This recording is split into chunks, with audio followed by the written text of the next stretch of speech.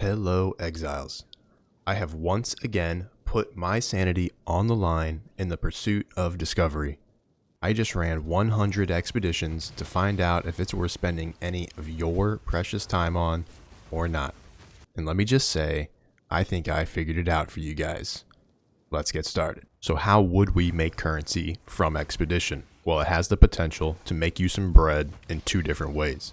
The first method is simply farming logbooks from your expeditions and then selling them. Currently on the trade website, level 79 or higher logbooks can be sold at 40 exalted orbs each. That means every 3 logbooks you farm is just over 1 divine. Second method is to run the level 79 or higher logbooks yourself after either farming them or buying them from other players. This ties into why the first method is so lucrative. People run the logbooks exclusively to farm the expedition boss because he drops a few very sought after items. The first drop to look for is the Svalin Crucible Tower Shield. If you corrupt this beast and reduce the negative block chance modifier to negative 9% or better, then they are going for at least 8 divine orbs, and the price goes up as the modifier gets better and better. The second drop to look for are the Heroic Tragedy Timeless Jewels. Currently on the trade website, these bad boys are going for an average of around 24 divine orbs. And the last spicy drop is Olroth's Resolve, a unique life flask that is currently selling for an average of 33 divine orbs. You can see why people are wanting to farm this boss, and you might want to as well if you have the Gamba mindset. Later in this video, halfway through the 100 maps, I will be running a test to see how often this boss shows up within my logbooks. And at the very end of the video, I'll be running all of the logbooks I farmed to see if we get any juicy drops. So how are we going to run this test? I will only be adding up the profits from the items we are getting from the expeditions, not the rest of the map loot. This test is to figure out exactly how much profit expedition will add to your maps on average.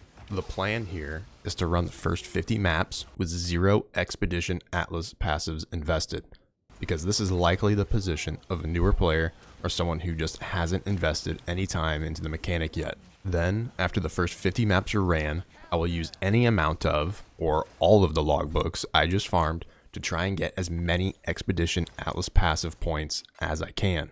Then, I will run an additional 50 maps with Expedition passives invested, and we will compare the results to see how much profit the Expedition passive points added. All of these maps will need to be ran on a tier 15 or higher waystone to get the level 79 or higher logbooks to drop, which is the level requirement to get the boss to spawn inside your logbook. I also plan to use some similar tech that was used in the ritual test video. If the map I'm doing is not required for traversal to another expedition map or where I am trying to get to on my atlas, then I will find the expedition, complete it, and then leave the map. I will not finish clearing the map or killing the rares, I will just leave. This is meant to accelerate us onto our next map, so we can keep hunting expeditions and looting more logbooks. After each interval of 50 maps have been ran, I will add up the profits from them if I were to theoretically sell the logbooks. So we have an idea of how much profit you would make if you were to stop there, which, if you are in dire need of some currency, I would recommend doing.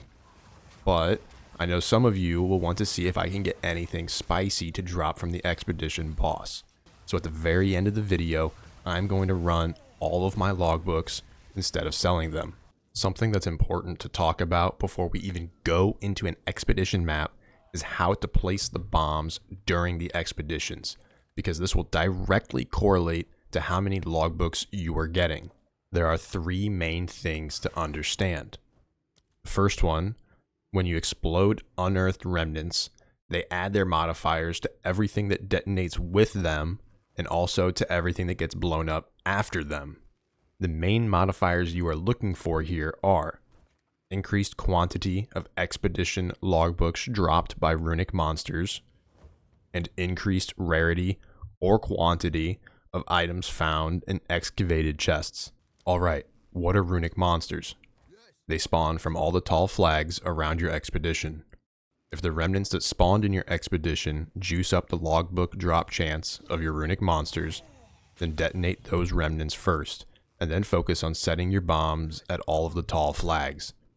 You don't need to worry about exploding any of the other remnants or chests, although it's not a bad idea to fit them in if it's free. If your expedition doesn't spawn with any remnants to juice up your runic monsters, but instead has a bunch of remnants that increase the rarity or quantity of items found in your chests, then hit those remnants first before looking to detonate as many chests as you can. They come in 3 forms.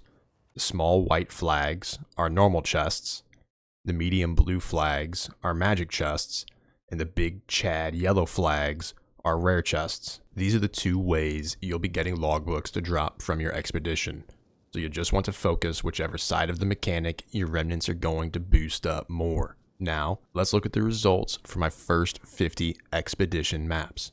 So I ended up with 19 logbooks and 54 exotic coins. I'm not going to be counting up the generic artifacts because they're actually worth less than pennies at the currency exchange. Currently, in my opinion, you should just be hoarding all of these little guys until they implement more mechanics to the expedition crafting system. The developers mentioned that they intend to do so, we just don't know what yet, but when that happens, these pennies might actually become super useful. At this point, if we were to sell the logbooks and the coins, we would make a total profit of 760 exalted orbs from the logbooks and 69 exalted orbs from the exotic coinage, which adds up to a grand total of 829 exalted orbs over our first 50 maps. Now I'm going to use however many of these logbooks it takes to get all of my expedition passive points unlocked, so we can test the difference in profit between a blank tree and one that has been invested into. My plan here is to open the logbooks, see if the boss spawns on my map.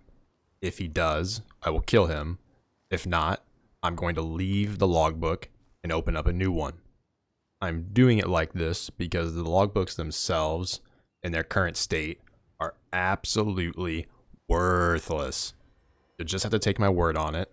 If you want to test a couple of them out for yourself, be my guest, but you'll find out very quickly what I am talking about.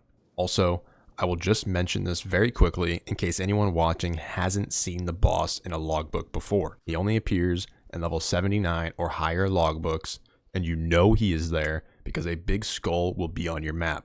You run your explosives to the skull, and it opens up a little dungeon that you go down into, and you fight the boss. Alright, I was very surprised at how few logbooks it actually took for me to get the boss to show up 4 times.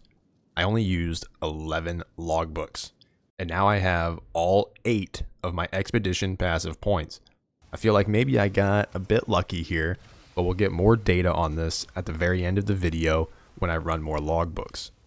The Atlas passives I have chosen are Disturbed Rest, so that my expeditions spawn with 50% more runic monster markers, Detailed Records, to increase the quantity of logbooks my runic monsters are dropping, Weight of History, to increase the effect of the modifiers on the remnants that are boosting my logbook drop chance or rarity and quantity of items found inside my chests, and finally, Unearthed Anomalies, to add more remnant modifiers so I have a higher % chance of landing the modifiers I need to juice up my runic monsters or my chests. Now I'm going to run 50 more expedition maps and let's see the loot I get. From the second set of 50 maps, after investing fully into the expedition passive tree, I got 24 logbooks and 83 exotic coins. That is 960 exalted orbs from the logbooks and 107 exalted orbs from the exotic coins. In total, 1,067 exalted orbs.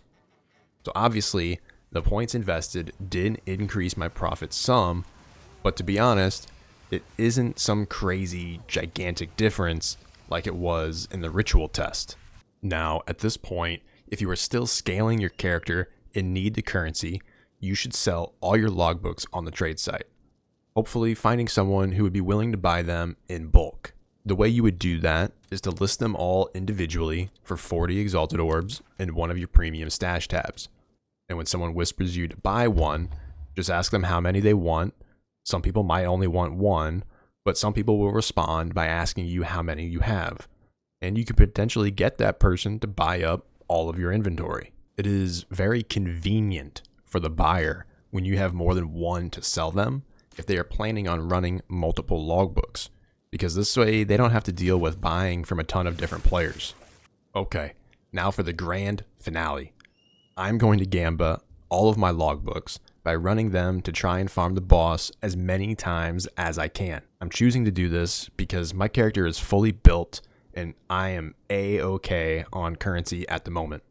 Basically, I can afford to gamble at this point. I have 32 logbooks left, and I'm going to run all of them the same way as I did earlier in the video. And let's see if I get anything good. Hopefully, this will help you decide if you want to follow the gambler's path or not when deciding to sell or run your extra logbooks.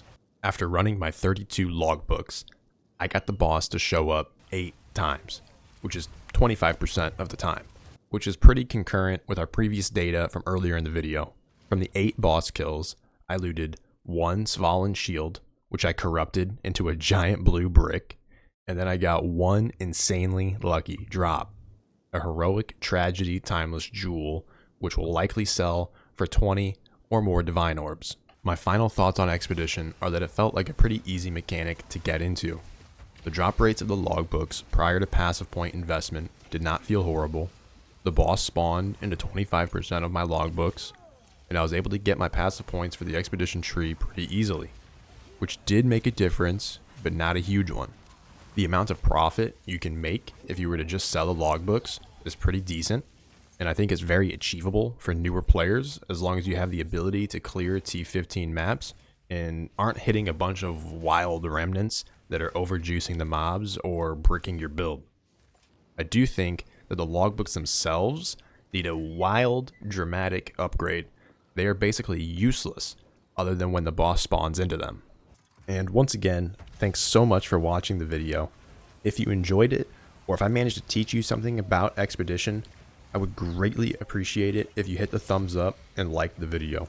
If you have any questions or ideas for future content you would like to see from me concerning Path of Exile 2, let me know in the comments and subscribe to not miss out on my next video.